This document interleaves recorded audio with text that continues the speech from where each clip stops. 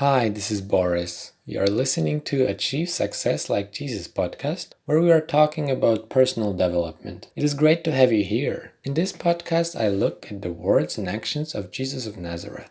Why? You probably know who he is, despite him being born 2000 years ago. What made him so successful in the long term? That's what I'm looking at. Whatever your worldview is, if you want to get better at something, this podcast is for you.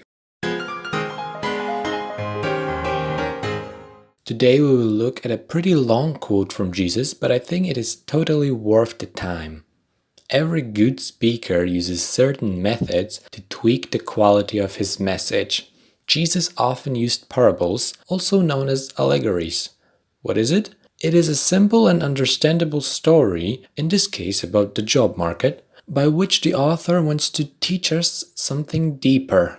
What's the deep message of Jesus? I'm going to explain part of it, but let's hear the story first. Matthew chapter 20, verses 1 to 16. For the kingdom of heaven is like the landowner who went out early one morning to hire workers for his vineyard. He agreed to pay the normal daily wage and sent them out to work. At 9 o'clock in the morning, he was passing through the marketplace and saw some people standing around doing nothing. So he hired them, telling them he would pay them whatever was right at the end of the day. So they went to work in the vineyard. At noon and again at 3 o'clock he did the same thing.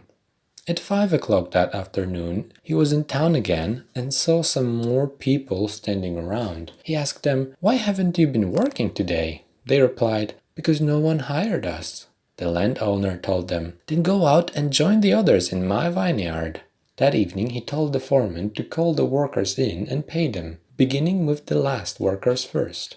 When those hired at 5 o'clock were paid, each received a full day's wage. When those hired first came to get their pay, they assumed that they would receive more, but they too were paid a day's wage. When they received their pay, they protested to the owner. "Those people worked only 1 hour, and yet you've paid them just as much as you paid us, who worked all day in the scorching heat." He answered one of them, "Friend, I haven't been unfair.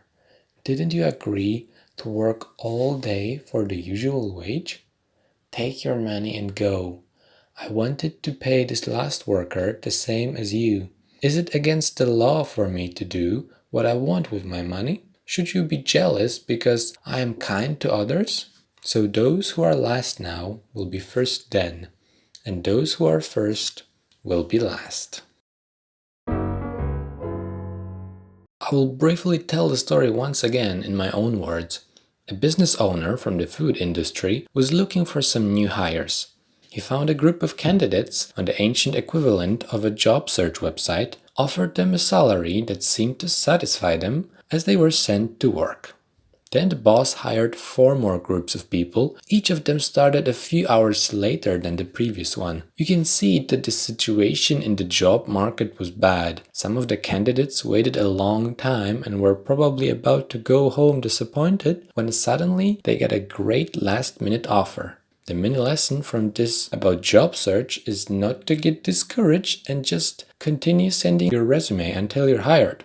But let's get back to the story. It was tough physical work in the heat. Finally, it was pay time. Here comes a surprise. The boss told to pay some employees more than they expected. I wish everyone could have such a great boss. Some of the employees, the one who worked the longest, were sure that they would also get more. However, they only got as much as agreed. They didn't like it. They immediately complained about it to the CEO. The boss, a good man, told them a few facts. First, he didn't hurt them. Secondly, they get exactly as much as agreed, and this was a time of high unemployment. Third, he emphasized that in companies, decisions about salaries are not made by a majority vote.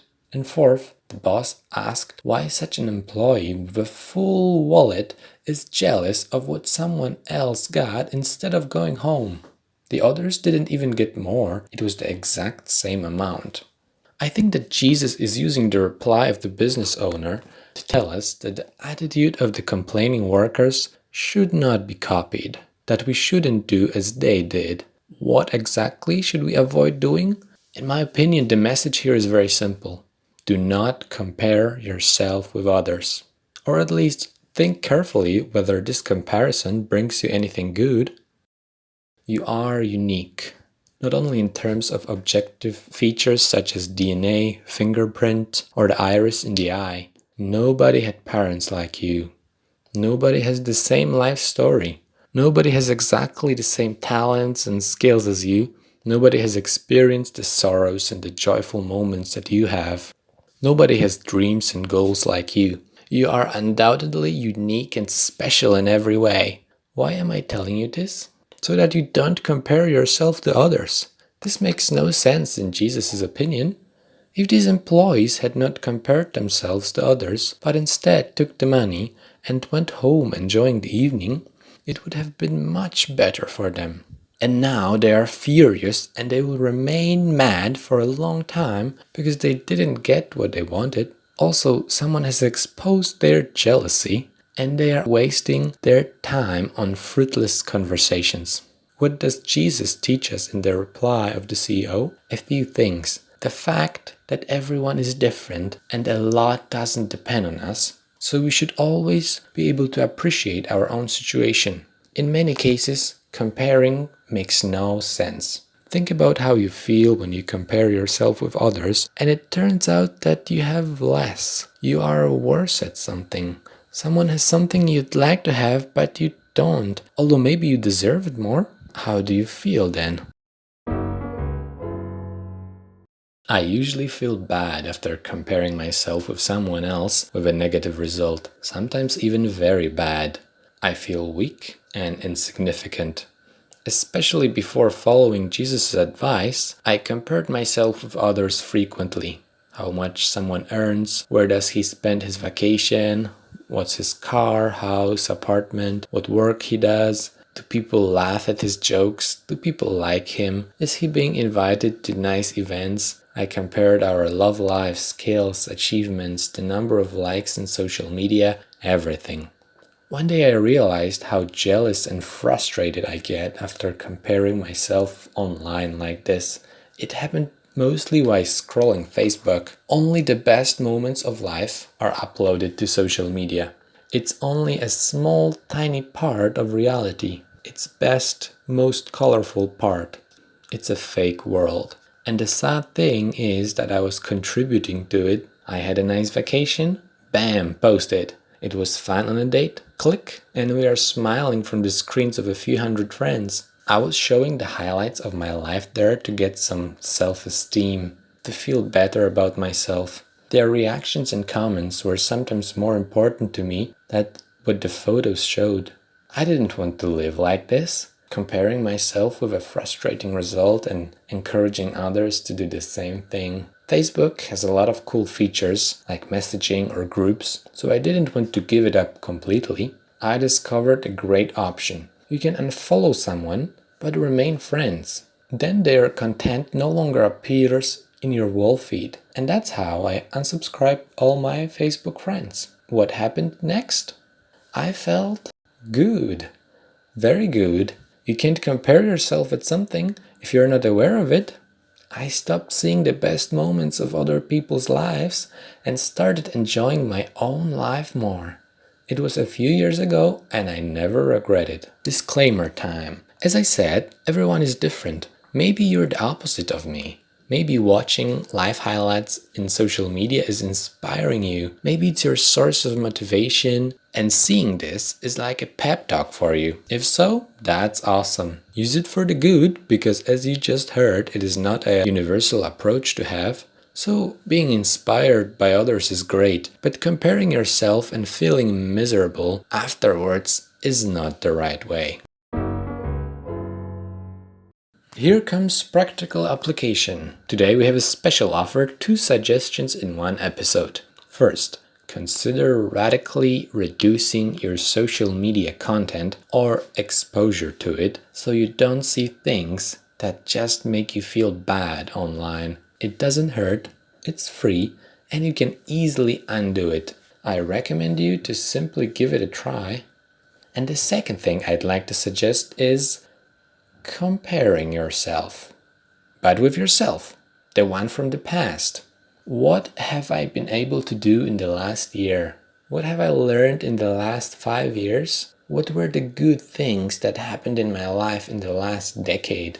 Beware that answering these questions may result in a smile on your face. Going back to the example from Jesus' parable, look at your life, your salary. Do not look at other people's payslips and you'll be fine. Go home after work and enjoy the evening, no matters what the others got. Be happy with your life. Okay, I will not compare myself. I will focus on what I have, but wait, what if I don't have anything? What if my version of the parable, it turned out that it was not a reliable company, but a bunch of corporate crooks who never paid me and now I'm broke? In other words, what if my life is sad even without comparing myself? Don't worry, Jesus has a life-changing tip for you. I will tell you all about it in the next episode. Thank you for listening to the podcast Achieve Success Like Jesus. If you heard something useful, it's certainly Jesus. The rest comes from me. If you have any ideas how to improve this podcast, please leave me a comment wherever you're listening. I will be very thankful for your opinions and sharing the podcast with others. You can also go ahead and send me an email at achievesuccesslikejesus@gmail.com. And if you're looking for something more in life and you would like to know what the real message of Jesus' words and actions is, then please visit www.jesus.net. That's it for today. Please remember to put the knowledge into action and don't forget to enjoy the rest of the day.